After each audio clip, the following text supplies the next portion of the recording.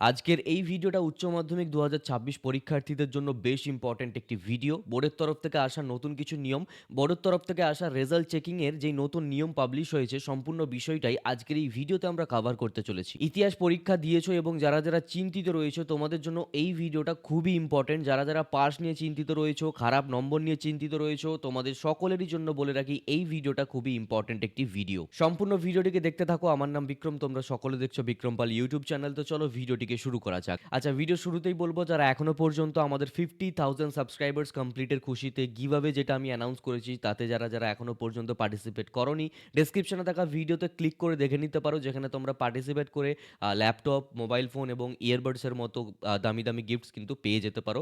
Lucky 25 persons. যারা ইচ্ছুক তারা কিন্তু গিয়ে পার্টিসিপেট করতে পারো আর চ্যানেলটিকে সাবস্ক্রাইব করে নিতে পারো। Alright, so back to the topic. তোমরা সকলেই উচ্চ মাধ্যমিক 2026-এর একের পর এক কঠিন থেকে কঠিনতর কিন্তু পেপারস কিন্তু দিয়ে আসছো। এবার বেশি বেশি করে কঠিন লাগার কারণ হচ্ছে কি একটাই, প্রিপারেশনের কম সময় থাকার কারণ, বই খুব দেরি করে পাওয়া, ইত্যাদি আরও বিভিন্ন রকমের কারণ থাকতে পারে। কিন্তু বিষয়টা হচ্ছে, উচ্চ মাধ্যমিকে তোমরা যে মিনিমাম পাসিং মার্কস রয়েছে, সেই পাসিং মার্কসটুকুও পর্যন্ত যারা পাচ্ছ না। অনেকে বলছে দাদা আমি 7-8 করে পাচ্ছি। একটা স্টুডেন্ট রয়েছে যে কিনা আমাকে বলছে দাদা আমি 8 নাম্বারেরই শুধু লিখে এসেছি, আমি কি আদৌ পাস করব?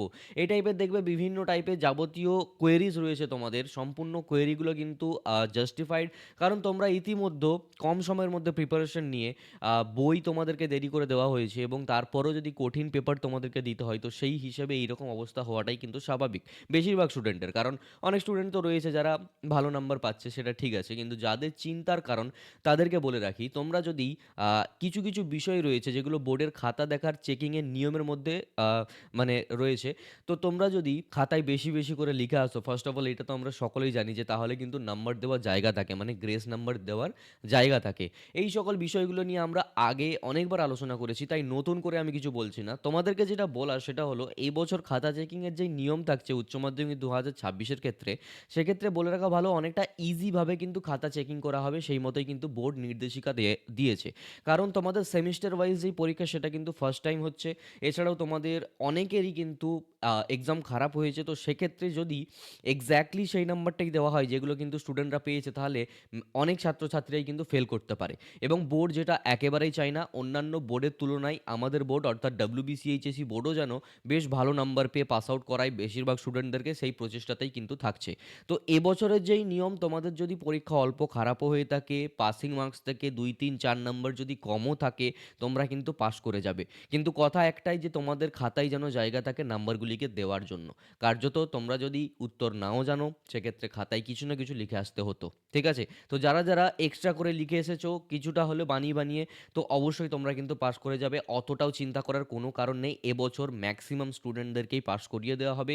কিন্তু খাতায় যাতে জায়গা থাকে নাম্বার দেওয়ার, সেটুকু করলেই কিন্তু হবে। ওকে? অন্যান্য বছরের মতো এবছর অতটাও হার্ডভাবে দেখা হবে না। এবছর অনেক ইজিভাবে কিন্তু খাতা দেখা হবে। সেই মতোই কিন্তু নির্দেশিকা রয়েছে বোর্ডের তরফ থেকে। ইনফ্যাক্ট উচ্চ মাধ্যমিক বোর্ডের তরফ থেকে। অ্যাট দ্য এন্ড একটা কথা বলবো, যারা চিন্তিত রয়েছো, যেটা হওয়ার সেটা হয়ে গেছে, এবং যদি তোমরা খাতায় বেশি বেশি করে লিখে আসো, তো সেই জায়গায় 2-3 নাম্বার যদি তুমি কম পাও, গ্রেস নাম্বার দিয়ে তোমাকে পাস আউট করিয়ে দেওয়া হবে।